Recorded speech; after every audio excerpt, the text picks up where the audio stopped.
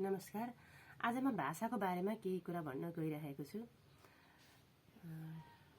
आज हाम्रो भाषामा केही परिवर्तन भएको महसुस भइरहेको छ। साधारणतः हाम्रो बोलीचालीमा हाम्रो संस्कार र संस्कृतिभित्र रहेका भाषा बोलीचालीलाई चाहिँ आज हामी उज्यालो पार्दै गइरहेका छौँ र यो पश्चिमी भाषा भनौँ न, यो पश्चिमी भाषा संस्कार संस्कृतिलाई चाहिँ हामीले प्रोत्साहन दिइरहेका छौँ र आफ्नो संस्कार र संस्कृतिलाई चाहिँ हामीले पछाडि पारिरहेका छौँ जस्तो लागिरहेको छ। किनभने सामान्यतः मैले हिजो आज यसो विचार गर्दा के लागिरहेको छ भने हाम्रो आमा बुबाको पट्टिको नाता सम्बन्धकै कुरालाई यहाँ राख्न चाहन्छु। बुबाको दाजु भाउजूलाई चाहिँ बडी बुबा बडी आमा भन्ने चलन, अनि बुबाको भाइ बुहारीलाई चाहिँ काका काकी भन्ने चलन थियो, अनि बुबाको दिदी बहिनीहरूलाई चाहिँ फुपू भन्ने चलन थियो। हाम्रो पहिलो संस्कारमा हाम्रो भाषामा त्यसरी पहिला बोलिन्थ्यो। अब आमाका दिदी भिनाजुलाई ठुलो बुबा ठुलो मम्मी भन्ने, अनि आमाको बहिनी ज्वाइँलाई चाहिँ सानीमा सानो बुबा भन्ने चलन थियो। अनि मामा माइजू होइन, माइजू सासू मामे ससुरा भन्ने चलन पनि थियो। हाम्रो यो आफ्नो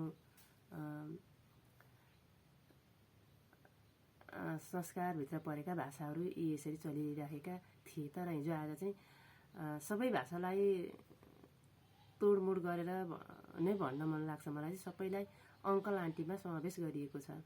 बुबापट्टिको नातालाई पनि अङ्कल आन्टी, आमापट्टिको नातालाई पनि अङ्कल आन्टी, गाउँघरको छर छिमेक दाजुभाइ दिदीबहिनीहरूलाई नै अङ्कल आन्टीले अहिले सम्बोधन गरिन्छ। यसले गर्दाखेरि नाता छुट्याउनमा चाहिँ सकस परिरहेको छ र हामी त्यो प्रश्नको घेराभित्र बाँधिरहेका छौँ। जस्तो बुबाको दिदीबहिनीहरूलाई फुपू होइन, फलानी फुपू, जेठी फुपू, माइली फुपू, साइली फुपू, एउटी मात्रै भए एउटी फुपू भनिदिँदा अर्को मान्छेलाई चाहिँ त्यो अप्ठ्यारो पर्दैन थियो कि। जस्तो अब हिजो आज धेरै छोराछोरी पनि जन्माउने चलन छैन। पहिलाको आमा बुवाले त 12वटा 13वटा 14वटा 17वटा सुन पनि पाएको कुरा सुनाउनु भएको छ। तर हिजो आज भनेको एउटा दुईटा तीनटा धेरै भएका 4वटासम्म 5वटासम्म, त्योभन्दा बेसी प्राय देखिँदैनन्। अनि त्यसले गर्दाखेरि अब एउटी छोरी छ भने अनि त्यसको दाजुभाइहरूले चाहिँ दिदी भन्दा, अनि फुपू दिदीलाई पनि दिदीमै समावेश गर्दा चाहिँ अर्को जना व्यक्तिले चाहिँ होइन नानी तपाईँको त दिदी एकजना मात्रै होइन र, दिदी पनि एउटी मात्रै होइन र, छोरी एउटी मात्रै होइन र, तपाईँहरूको त बुबा आमाको छोरी एउटी मात्रै होइन त भन्ने कुरा गऱ्यो भने चाहिँ होइन मेरो चाहिँ होइन कि, मेरा बुबाको चाहिँ दिदी बहिनी भनेर अनि हामीले उत्तर दिनुपर्ने ठाउँमा हामी पुगेका छौँ। त्यसले गर्दाखेरि अनि बुबाको नातापट्टिकोलाई चाहिँ हामीले ठुलो बुबा ठुली आमा भनेर एउटा प्यारो नजिक बनाउन खोजे जस्तो भाषाले हामी बोलिरहेका छौँ।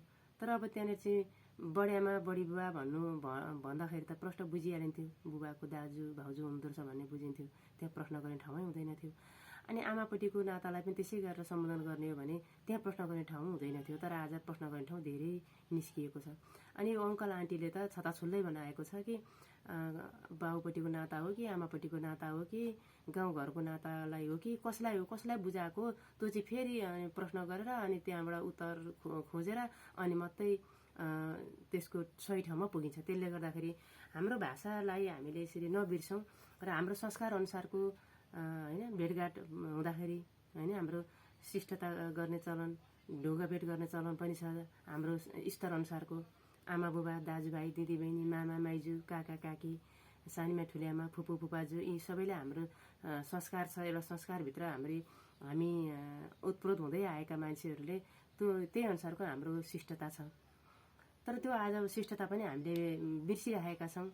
सबैलाई एउटा नमस्कार भन्ने शब्दले अहिले सबैको भाग पुगिसकेको छ कि कसरी कहाँ के गर्ने भन्ने नि बिर्सिसकेका छौँ र अब आउने पिँढीहरूले अझ बिर्सिँदै जानेछन्। त्यसले गर्दाखेरि हाम्रो संस्कार अनुसारको ढोगा भेट कहाँ आमा बुवालाई कहाँ ढोग्ने होइन, केमा ढोग्ने, हातमा ढोग्ने कि खुट्टामा ढोग्ने, दिदीबहिनीलाई केमा ढोग्ने, दाजुभाइ भाउजूलाई केमा ढोग्ने, दाजुलाई कहाँ ढोग्ने होइन, त्यस्तै गरेर मामा माइजूलाई केमा ढोग्ने, त्यस्तै गरेर गाउँघरको हामीभन्दा मान्ने गुन्ने बुढापाकाहरू हुन्छन् होइन, तिनीहरूलाई कहाँनिर आफूले सत्कार गर्ने भन्ने कुरा चाहिँ हामीले बिर्सिएका छौँ। यो कुरोलाई सम्झिँदै हाम्रो संस्कार अनुसार नै, हाम्रो पूर्वीय संस्कार अनुसार नै ढोकाभेट, चिनजान, बोलीचाली र हाम्रो नाता प्रमाणीकरण त्यसरी गर्न लगायौँ भने भोलि ती पिँढीहरूले बिर्सिने छैनन् र हाम्रो भाषा जीवित रहनेछ भन्ने कुरो यहाँ समक्ष राख्दै आजलाई बिदा हुन चाहन्छु। हस्त, धन्यवाद, नमस्कार।